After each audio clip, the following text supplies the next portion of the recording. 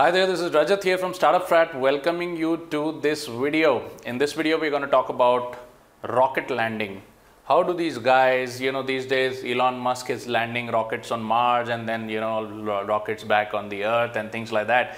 And he has been able to achieve what a lot of the government agencies like NASA, etc. could not achieve for the last 30, 40 years, right? So, what is the thing with this rocket landing? I'll just share with you the trivia. And then I'll share with you how it applies to you, how it applies to you, especially if you are either a corporate professional, if you're a corporate professional who's, who wants to quit their job, who wants to get into their own business, but you can't understand how, and it's a big risk quitting your job and then starting your business. You need to understand all the dynamics, before you do that. Or you are a certified professional, like a doctor, lawyer, chartered accountant, or architect who's lost in an ocean of other such qualified professionals, and you don't seem so special, don't feel so special anymore. Or you are a small business owner with a business on the ground, you have a practice on the ground, salon on the ground, restaurant, travel agency, anything like that, and you're sick and tired of having every downturn in the economy, every bandh, every riot, every government announcement, they ask you to shut your business down, and you're sick and tired of it and you want out of it. Or you are a performance marketer, which is you sell something on commission. You're a mutual fund salesperson, LIC salesperson, multi-level marketer, direct selling agency, anything like that, real estate broker, etc. Okay, so you don't have your own products, you sell products for other people, you make a commission out of it. So if you're in any of these four categories, then this particular concept could possibly change your entire view of things. So let's get started, and I'll talk to you about what the rocket landing problem was and how they've been able to solve it. So basically what happens is that what they're saying is once a rocket takes off, takes a satellite out, then this satellite has to, let's say they landed people on the moon, and then they said, well, this satellite has to come back. And when this satellite actually comes back, it has, they used to land it in the ocean and things like that. And then even if this rocket or this satellite is coming back into the atmosphere, they have to be very careful about it, because whichever planet or whichever, if it's coming back to Earth or something like that, the Earth is exerting this gravitational pull.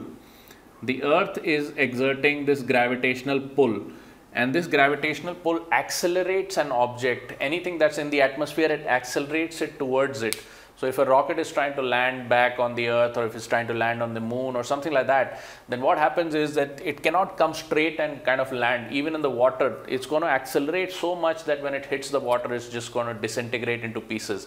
And that is what used to happen with a lot of these space flights. Now, how they do it, how these scientists do it is they figure out that the Earth or whatever body, let us say they have to land a rocket on Mars. Okay, it's this thing is rotating, okay, and then it's exerting this particular force. Okay, so what they do is they figure out what is the distance at which I can bring a rocket like this. Okay, so it doesn't go straight in, it goes like this. And then the gravitational pull kind of takes it in a little bit. So it takes a round with the gravitational pull, okay? And then it goes all the way here, and the gravitational pull is going on increasing, because it keeps accelerating the object towards the ground, which is the point of impact, which could be here or whatever, right? And this rocket keeps on moving forward at a certain velocity so that it doesn't go directly and hit the ground, but it kind of goes into it like a spiral, and that's how it hits the ground or the water at an angle. Okay, and now of course they have computerized. The computerization is so good that they don't need to send people for them to be able to navigate it, like how they landed the rocket on the moon, the satellite on the moon. But even automated with computer chips and all, these rockets can actually, once they come to the landing point, they're able to land vertically and not disintegrate and things like that. Okay, so that is the whole concept of the rocket landing. And they of course scientists and physicists knew all these equations, they knew the gravitational pull, they knew all the theoreticals of it, for so long.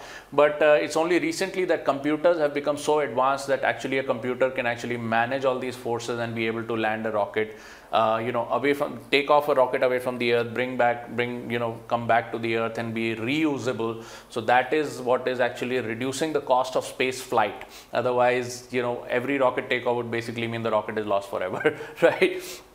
Now, why are we talking about it today? Why are we talking about it today? So if you look at all these forces and everything, they have a big impact on your business. These concepts have a big impact on your business. And I'll show you just how. So what happens is, this is your business over here. This is your business over here. And back in the old days, which means throughout the period of 1970s, 1974, 1975, all the way till 2018. All the way from 1974 to 2018, what has been happening is consumer demand in India has been rising.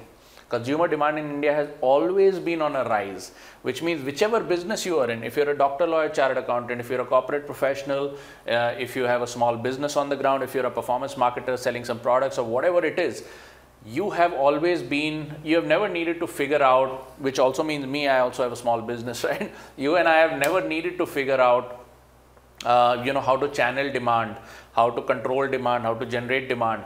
All we did was basically we just set up the shop at the right place, which could be the main street of your area or the MG road of your area or the Connaught Place of your city or whatever, right? And you just set up your shop in the place where the customers are going to come, which has a good reputation for having your kind of businesses supply customers. And then customers would come. All you need to do is basically just supply them, just figure out what they want, give it to them at a pre-negotiated rate, and life is good.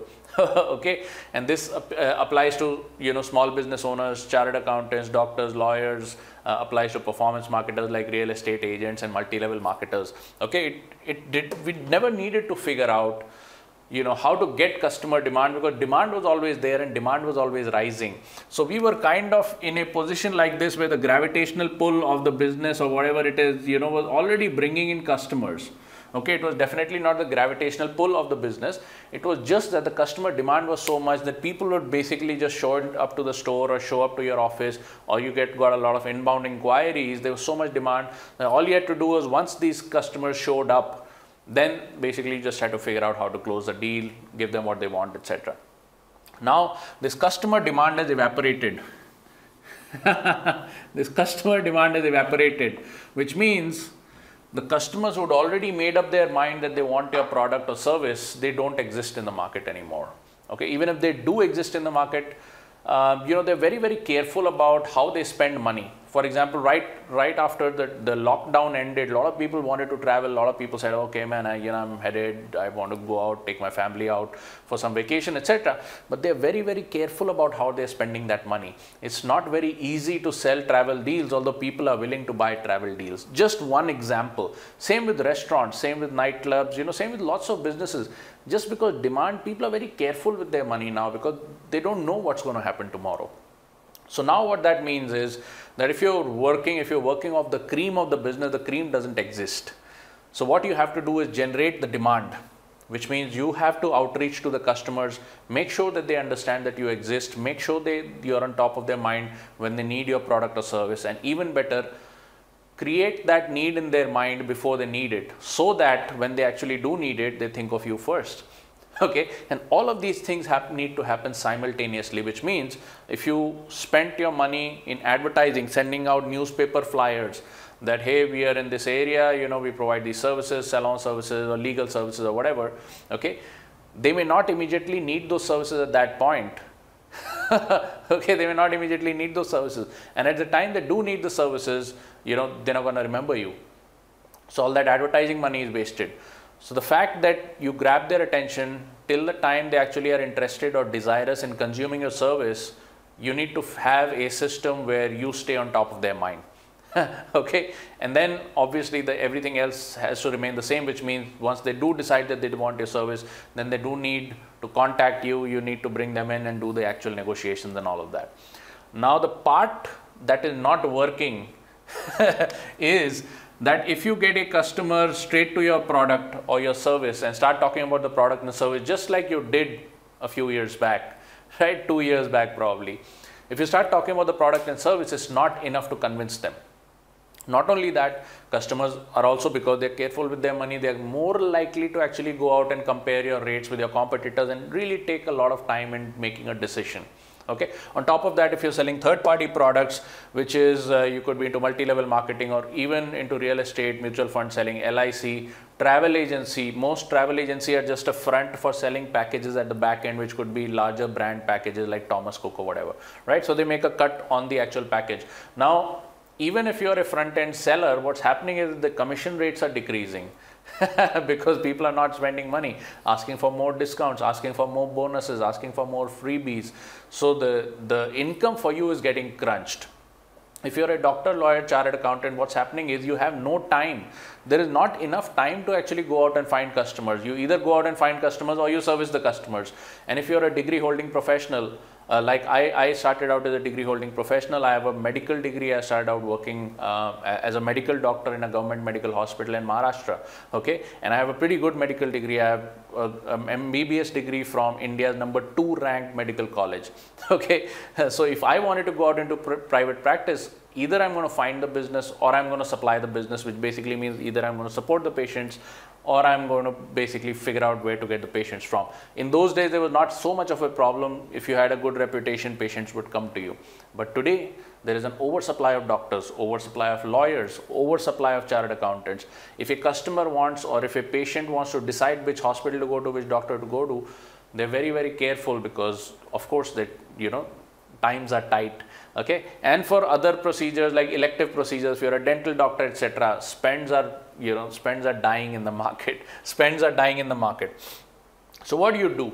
If you bring a customer or or a potential customer straight to your product and service, they are not going to buy, and you probably experienced that. Yeah, you probably experienced that. So what is the solution? The solution is you got to utilize a technique which is called demand generation. Mostly people in India don't understand it very well because there was no need to understand it. Yeah, we've been having a roll. We've been on a roll for last many, many years. So what you do is, it starts with an idea. Okay, it starts with an idea, has to be converted into desire.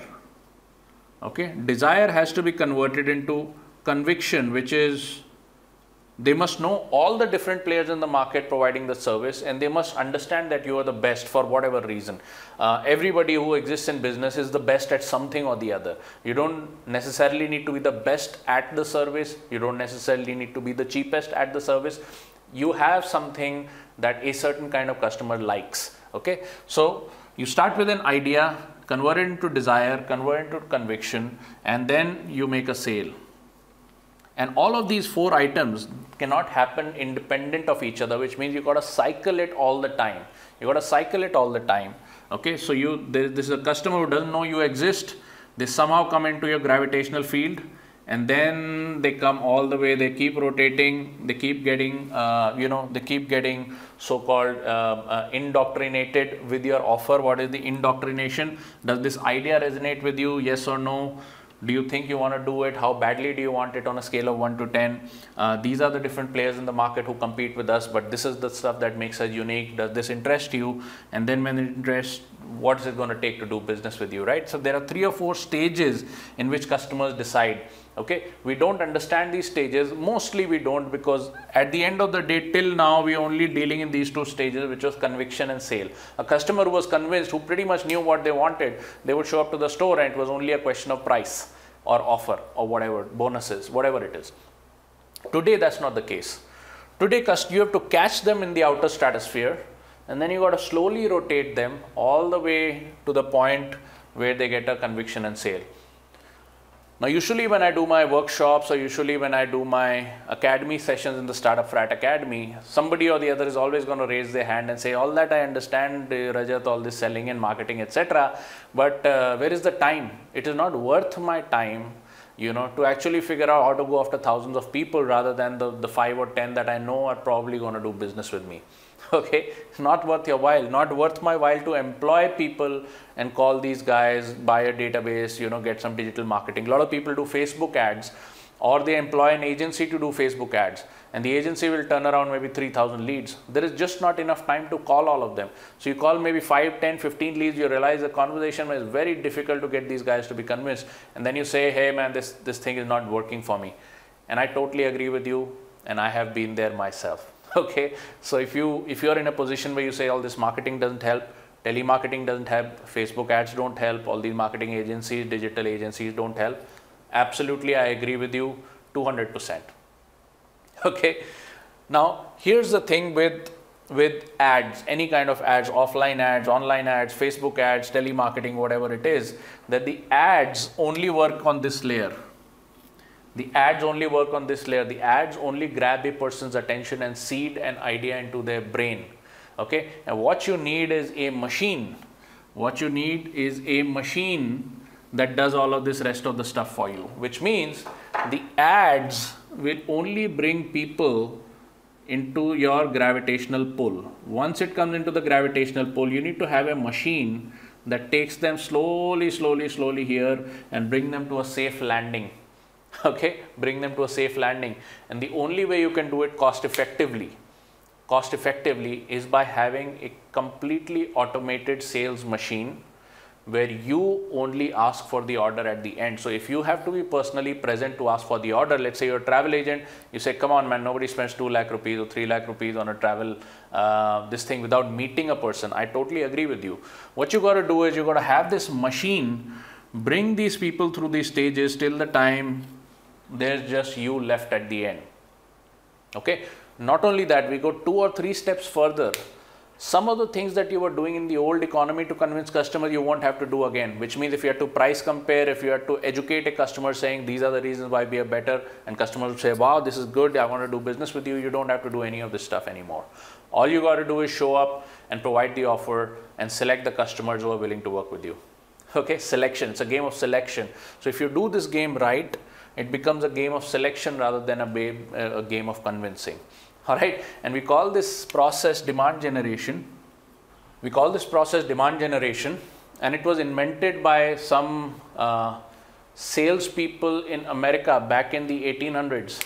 It was invented by people in 1800s in America. Why? Because it was a highly capitalist economy with multiple suppliers vying for the customer attention even back at that time, and people who were into sales of all these different products, they really had to work very hard to get customer attention. Okay, they really had to work very hard. So they worked out all the nitty-gritties so that if they gave one little ad in the newspaper at that time, they could just figure out how to grab customer attention and then work their way all the way around to a sale. Okay, today it doesn't happen. If people see ads in newspapers and they forget, and the only people who can really monetize ads in newspapers or on TV are the big players. It's the Reliance Jios, the Procter and Gambles of the world. Yeah, you can't do that. You and I can't do that, right? So what demand generation basically teaches us is assuming that an ad, any kind of ad, is able to bring a customer's attention into my gravitational sphere. How do I make sure that I have a system ready, I have that gravitational pull ready, so that this rocket travels in my ecosystem and comes to a safe landing? Okay, and now you can let this machine loose so that even if you're spending 10,000 rupees on ads every month, it consistently gives you customers that either pay you 10,000 or more than 10,000 before they come and do business with you. So it has to be a cash positive business, which means if you acquire a customer, it has to be a cash positive enterprise. Okay, you cannot just keep paying for ads and then expect that one day, I spent 2 lakh rupees in ads this month, probably these customers are going to buy 20 lakh rupees worth of products and services, so I'll make my 2 lakhs back. It doesn't work like that. The machine not only has to work itself, but it also has to feed itself. It also has to collect money from customers for different products that we help our customers create, which means at StartupFrat, this is what we specialize in. We help all of our clients create front-end products where if you spend a certain amount of money in ads, the customer pays you when they arrive to meet you, they pay you a certain amount upfront. Okay, they pay you a certain amount upfront so that all this money that you invested in ads is basically monetized, and then you can deal with the customer. And all of this machine, what it has done is it ratcheted down all the filtration down to an automated fashion, which basically means even if you do have telecallers they're going to call customers and close at least 50,000 rupee deals and not 5,000 rupee deals. So it makes everything cash viable. Okay, it makes everything cash viable. Now, if you've been watching so far and some of these ideas resonate with you, if you'd like to know more about this process, I would like to invite you to our masterclass, which walks through the whole process. Is called demand generation. Now, this does not mean that I'm inviting you to do business with me. You know, if you're watching me on YouTube or something, conversion rate is less than 1%. So I don't expect that you and I will work together. But if this interests you, definitely like this video, give it a thumbs up, you know, something like that. Follow us on YouTube and Facebook and everything. But the next best step, if you want to get deeper into this process and understand it for yourself, is to head on over to our masterclass. This masterclass is called the Demand Generation Masterclass. It's a 799 rupee masterclass. But if you watch this video till now, I would like to give you a free coupon where you can watch it for free. All right. So if you head on over to startupfrat.club/demand gen, startupfrat.club/demand gen, then you'll be able to get a free coupon where you can have a free look at this masterclass and understand how these concepts could potentially work for you as well. Okay, after that, if you wish to work with Startup Frat, more than happy to consult with you. We've helped travel agencies, we've helped restaurateurs, we've helped ed tech companies, we've helped artists. You know, we've helped all kinds of businesses, doctors, lawyers, chartered accountants. We've got truckloads of these people that are on a client list, and we'd be lucky to have you as a client as well. Just head on over to that masterclass, see if you resonate with those ideas, and I'll see you on the other side. Meanwhile, if you're watching this on YouTube, if you're watching this video on YouTube, I usually publish my videos at 2 or 3 places. The number one place where you can get a lot of free education on this, and there is absolutely no, it's a no obligations thing, is you need to head on over and join us in our Facebook mastermind. So we have a mastermind we call the Hangout, where we provide free trainings on this topic 2 to 3 times a week, and I'm personally doing live sessions over there at least once a week, where you can actually meet me live, ask me questions and things like that. All of our other stuff, where you can meet me live, where you can find most of our events and things like that, all of that stuff is published over there, and you get special offers to some of our events and some of our products. All right, so if you're watching this video anywhere outside of YouTube, just head on over to startupfrat.club/Facebook. Okay, so just head on over to startupfrat.club/Facebook. It's a free joining and it's a lifetime membership, and you'll get lots of cool stuff inside. Most of it is free. Sometimes you get offers for our premium products. You can pick up the coupons. In the meantime, just head on over to startupfrat.club/demand gen and grab your free masterclass. I'll see you on the other side. Bye-bye.